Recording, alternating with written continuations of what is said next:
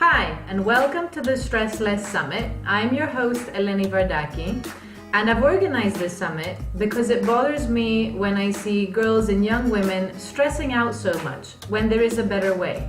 And today, I'm talking to Lynn Roulo, who is here to talk about how you can use your breath to reduce the stress in your life. Lynn is a Kundalini Yoga expert. She also joins her knowledge of Kundalini Yoga with her expertise in the Enneagram Personality System, which she's going to be talking a bit about today as well. And you can find her at lynnroulo.com. Lynn, thank you so much for taking the time to do this interview. Thank you. I appreciate your time and I'm happy to be here.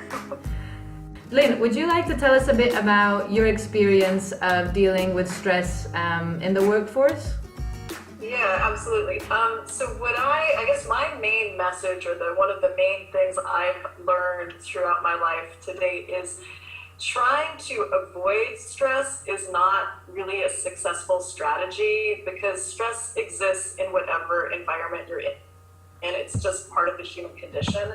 And I say that because before I became a yoga instructor, I was a CPA, certified public accountant. So I was working in the finance field, and I was the chief financial officer for startup companies, for a venture capital firm for about 4 years. So that was my job. And in that type of a job, the things that would keep me up at night, or the things that stressed me out, were maybe the companies are going to run out of money and we'll have to, people will lose their jobs and we can't pay the vendors, and maybe the company will go out of business. It was pretty stressful.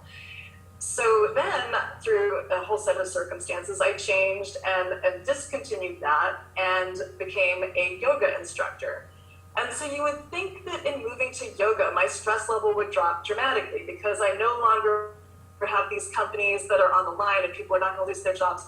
But what I found that was very curious was, in yoga, there's a whole different set of stresses. So now I was stressed out about, would people come to my class? Did I know the set well enough to teach it?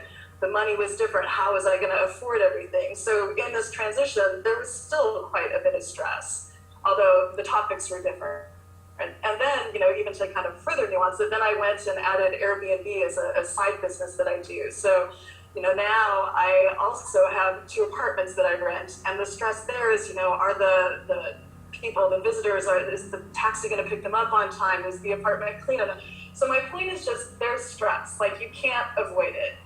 And I think what I've learned, a more successful strategy is to learn how to manage the stress. So when it comes at you, you just don't react the same way. You have a very different physical experience, and when your physical experience is different, your thoughts are different. And when your thoughts are different, you just start to have a different life. So that would be kind of my main message just about stress. I love that, and I'm curious to hear about your experience with Kundalini Yoga as well, and the timings to do with breath work. Is there a certain amount of time that you need to be doing, these activities like breath work for it to kind of kick in and work, or when stress increases, you need to kind of increase that self-care with more breath work?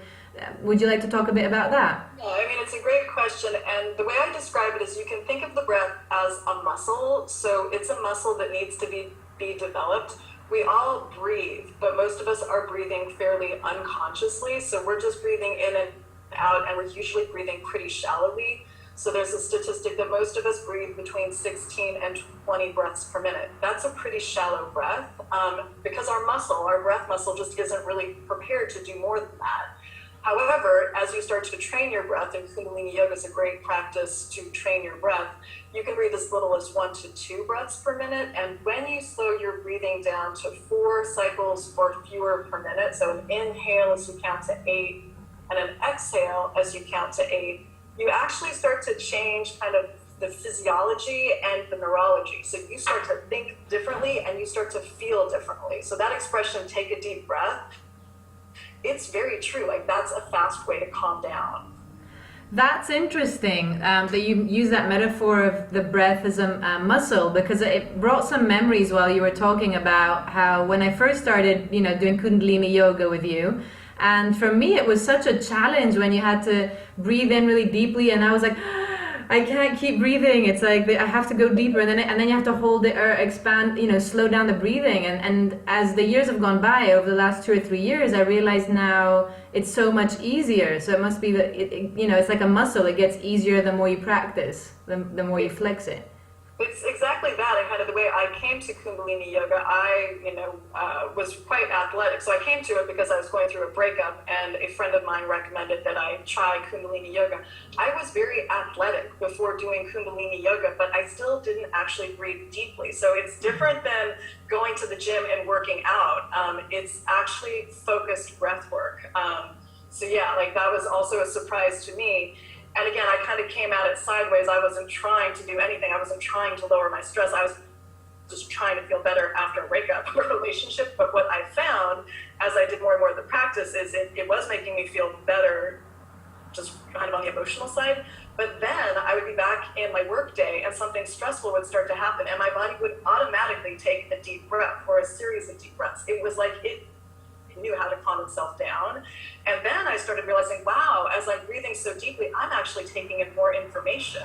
So work is getting easier because I'm not so blocked, I'm not so constricted. I'm actually feeling pretty relaxed and expansive. So those whole, series of things like, oh my goodness, is the company going to run out of money? Suddenly it became like, well, let's just problem solve instead of like, oh my God, what's going to happen next? So it was a whole shift actually that was really interesting for me to experience because I wasn't expecting any of that. That's really interesting. And also, how does that relate with the brain as well? If we've got, a kind of metaphor for what the brain looks like. Yeah, so my brother is a structural engineer and he and I kind of came up with this metaphor together. So the picture is to look at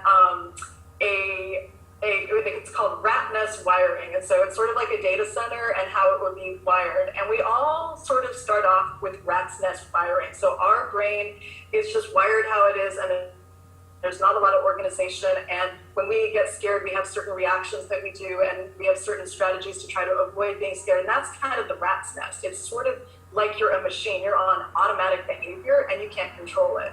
The idea is you want to actually be able to always choose your behavior. And so to do that, you need a more organized system. So it's called structured wiring.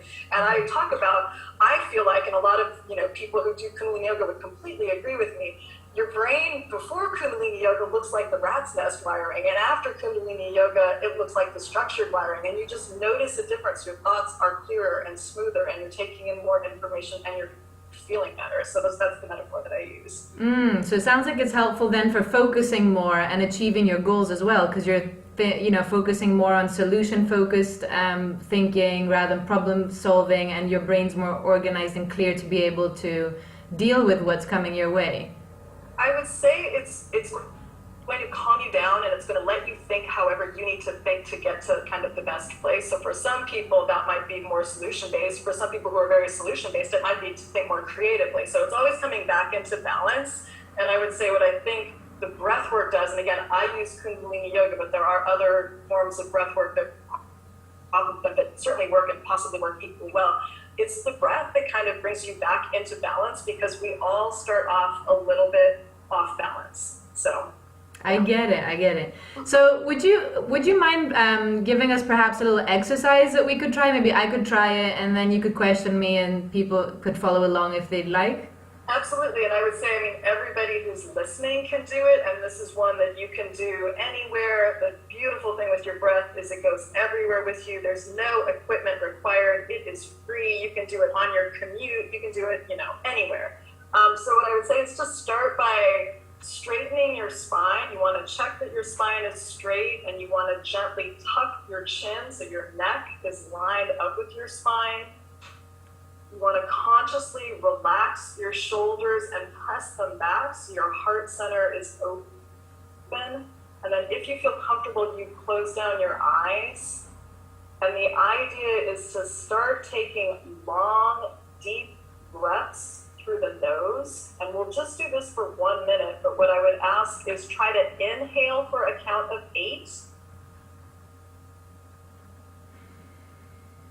And then exhale for a count of 8.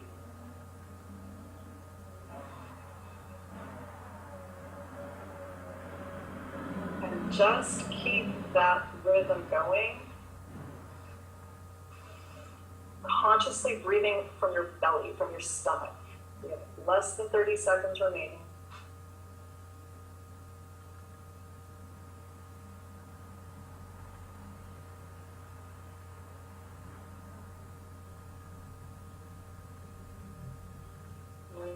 Into the final 15 seconds.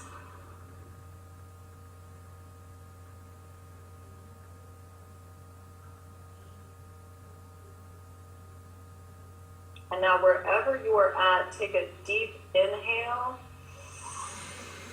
And if your eyes were closed, open them. And just notice how you feel. And notice your thoughts. And if you started off a little bit or a lot contracted or restricted or stressed, your body actually will have forced you to have relaxed to some degree. So you're going to feel more relaxed just because that's physically what just happened. So one of the kind of core concepts is, well, actually, let me ask you, how do you feel? Yeah, oh my goodness. So when we started this interview, I had all these thoughts going in my mind, and I was like, oh, I want to make sure that you're comfortable. And I was thinking always about kind of what can I do to help you relax, to help you, enjoy it, to help it be a fun experience and so on. And after we finished this activity, and I opened my eyes, it was just like the room looked brighter, and I feel inside just brighter, and I feel the shoulders have kind of relaxed a bit, and I'm just like, you know what, I don't need to worry about it. It's it's okay. She's gonna, it'll be fine. She'll enjoy it. It'll be comfortable. So I think reduced the worry, if you like, thoughts, and I just feel a bit more comfortable and present. I think that's it, and I think the last thing you said is actually the whole thing right there. So what you were describing before is you were worried if I'd feel comfortable. So that's a concern about something that is happening or going to happen in the future. So you're not in the present, you're worried, is she okay? What might she need? But when you're doing this breath work, what it does is it brings you back into the present moment. And the truth is the present moment is rarely a scary moment. Like, that moment's pretty good.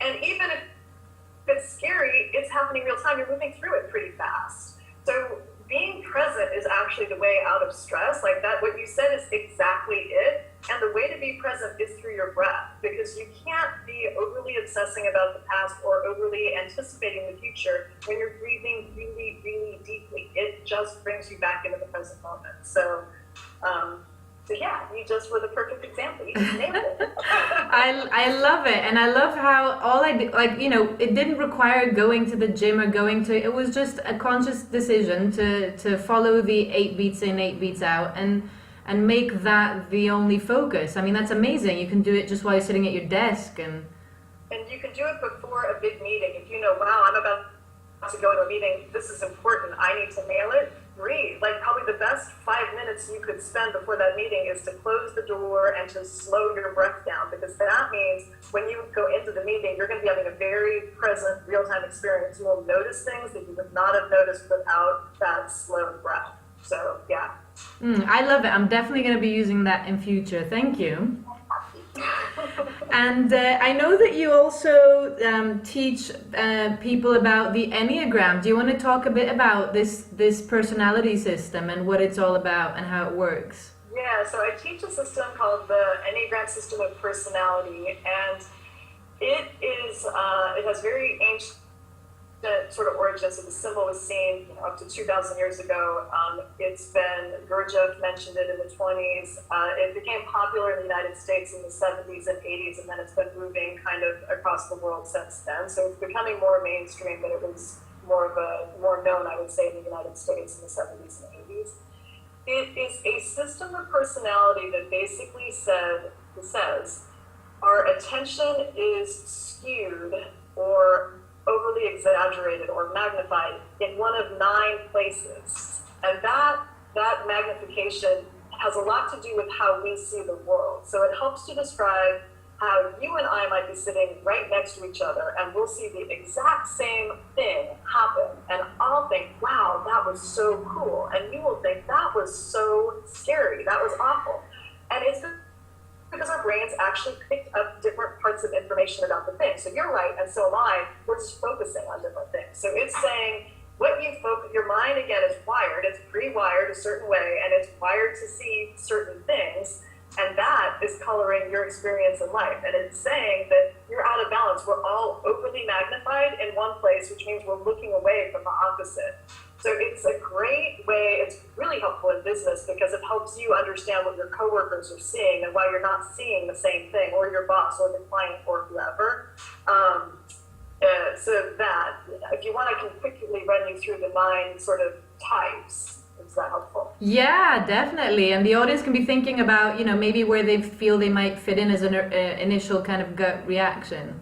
Yeah, so they all have names or labels, and just because you're not the type doesn't mean that the label couldn't apply. So for example, the first type is called the perfectionist or the reformer. And this is someone whose attention goes towards what could be improved, what could be made better, and it goes away from good enough. So this is a person who might walk in the room and automatically see like, one curtain is a little bit shorter than the other. It would be better if they were equal. And this person might even go and correct the curtain. It's a very kind of active type. So they're seeing what could be improved and they're moving away from good enough. They have a hard time with just leaving things as imperfect. So that's type 1. Type 2 is called the helper or the giver. These are, I call them the big hearts of the Enneagram. These are people who are very focused on other people. So their attention goes out to who needs help, who needs assistance, how can I be helpful, how can I be likable. So this is kind of the perfect host or host. They have very high emotional intelligence. They know everybody's birthdays, favorite colors, favorite flavors. They are surprisingly untuned in to their own needs. So while they're really good at knowing the needs of other people, they're really not good at knowing their own needs. So their focus is going out towards other people and away from their own needs itself. So self-care is kind of the thing that they have to work on. It's not easy for type 2s to take care of themselves. And type 3 is called the achiever or the motivator. This is someone whose attention goes to success and achievement. So these are people who've got to-do lists. They have goals. They're focused on their goals. They're going after them. I call them the Energizer Bunny of the Enneagram because they are on the go, achieving. They're highly inspirational for other people, so they can really see the best in others and bring them out.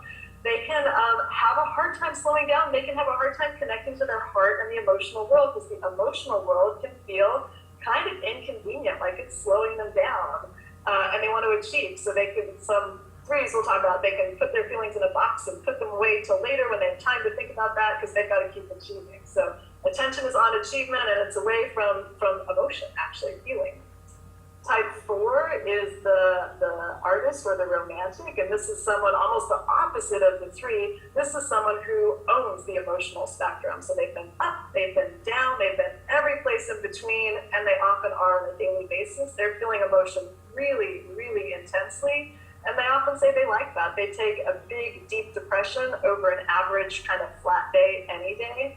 So their attention is going towards kind of intensity of emotion. It's going away from the ordinary. So structure, ordinary, they have a hard time with that. They don't love it necessarily. Type 5 is the thinker, the investigator. This is like the owl of the Enneagram. This is someone who's very curious, very cerebral. They take a boundaried approach to life. They don't necessarily, they're very curious, but they don't feel comfortable in groups. So they'll kind of sit at the edge and listen. Eventually they'll join the group, but that feels pretty anxiety provoking. So they're always having a question, should I engage or should I withdraw? And if they don't know what to do, they withdraw. So that's kind of the 5. Their attention is going to, do I have what it takes to survive? And it's going away from feelings of abundance. So they don't necessarily feel like they're going to be okay. They don't know that they'll have enough to say. They don't know if they'll have enough energy, that kind of thing.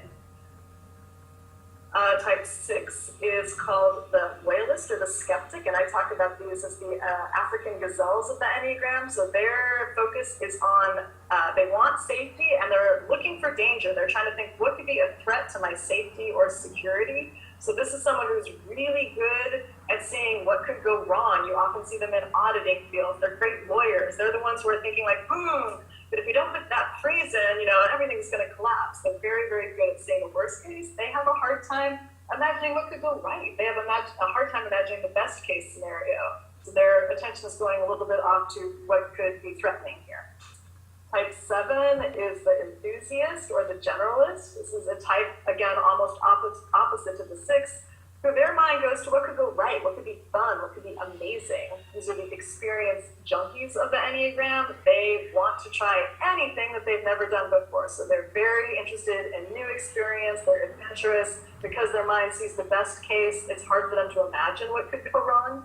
And so they're overly skewed, seeing a little too bright, and they have a really hard time processing negative emotions or imagining what could go wrong. So if you put a 7 in charge of, an audit team, that may be challenging. Their mind doesn't automatically go to like the problems.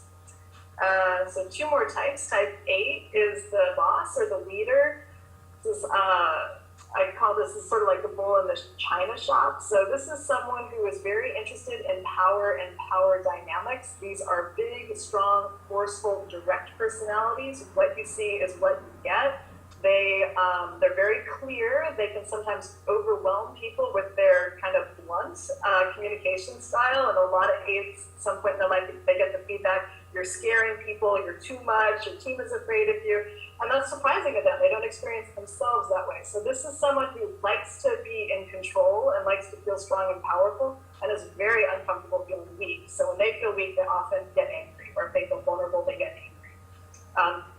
So that's the type 8. And then finally, type 9, again, almost opposite to type 8, is the peacemaker or the mediator. So this is somebody who wants peace and harmony. They're very good at understanding all different points of view. So type 9s are often brought in to mediate kind of tense situations. And they can listen to both sides and genuinely understand exactly what each group or each person is thinking. Are so good at thinking about what other people think that they kind of go off their own center. So a lot of 9s at some point get out of touch with themselves. They have a hard time knowing, like, what do I want? Because they're so focused on everyone else. So their attention goes to harmony and it goes away from conflict. But by going so far away from conflict, sometimes they give up things that are important to them. So that's sort of a basic overview. Once you know your type, your own behavior tends to make more sense. And if you know the type of someone else, their behavior just has more of a framework, more context. So it can be quite useful when you put the 2 systems together, the breath work and the strengthening of the nervous system with Kundalini Yoga, and then the roadmap of the Enneagram to understand, like this is how my brain is wired to think, or this is how my spouse's brain is wired to think. It can be pretty powerful. And what I appreciate about your teachings and the way you go about teaching people about the Enneagram is that you emphasize that it's a tool for compassion. It's not that one personality is better than the other. And so this is basically a tool that you can use for compassion, which I think is just beautiful at a time when when there's conflict, and sometimes you can get stuck in the conflict, whereas here we're focusing on understanding people instead of just judging them. And it's exactly that, and every type has these tremendous gifts to offer to the world, and we need those gifts. So like if you were to eliminate one of the types, it would be a disaster. Like we need all 9 of these gifts. We just need people to be sharing their strengths and not their weaknesses. And that's where Kundalini Yoga is really helpful. So I get it. So you use Kundalini Yoga to teach people what they can do to bring out their strengths and their best self then? I weave them together as a system. And I think that Enneagram will actually tell people what they need to bring back into balance, but I think a lot of times it's not a mental exercise, it's actually a somatic experience where you've got to just, again, change the wiring of your brain, change the energy in your body, change your nervous system or strengthen your nervous system, and that's a physical practice. So Kundalini Yoga is really perfect for that. Yeah, and I found the book, because you've also written a book on the Enneagram and how it connects with Kundalini Yoga with some real practical tips and advice. So I definitely encourage people who are interested in finding out more to check that out. I'll have the links to Lynn's website below. I found that so helpful because it's like personalizing the Kundalini Yoga activities and breath work for your particular type and personality type, which I just think is brilliant. Yeah, thank you. Kundalini Yoga is a huge body of information. There are thousands of kriyas and thousands of meditations, and it can be hard to know where to start. So this book basically tailors it. If you know your Enneagram type, it gives you a really good starting kriya and meditation. Lynn, thank you so much for taking the time to do this interview. It's been so much fun and so interesting hearing your insights and what you have to share. So thank you for that. Thank you. I totally appreciate your time, and I like sharing this information because I just know how transformative and helpful it's been for me, and I want that for everybody else. So I really appreciate this opportunity. And before we wrap up, is there, I know you've also got a free gift that you'd like to offer to the audience here in the Telesummit. Would you like to talk a bit about that? Yeah, so what I offer to people who are just kind of curious about Kundalini Yoga and don't know where to start is just to send me an email, and I have a really great starter Kriya that's 10 exercises that you can use to begin an at-home practice. So I send that to you. It's free, it's got instructions, and then you're welcome to, of course, message me if there's anything that's unclear. But it's nice because with Kundalini Yoga, you can start immediately. You don't need any equipment. You don't need to be in any particular physical shape. I've had people who are quite sick who are able to do a practice. The basic, what we always say is if you can breathe, you can do Kundalini Yoga. So if anyone's interested in just kind of jump starting and getting a Kriya that you could practice with or try out at home, please message me. I'd love to send it to you. Awesome, cool. Thank you for that. And thank you to our audience as well for tuning in. Good on you for taking this opportunity to learn what it is you can do to reduce your stress levels and create a better and happier life for yourself. And stay tuned for future stressless emails with great advice just like this. Take care.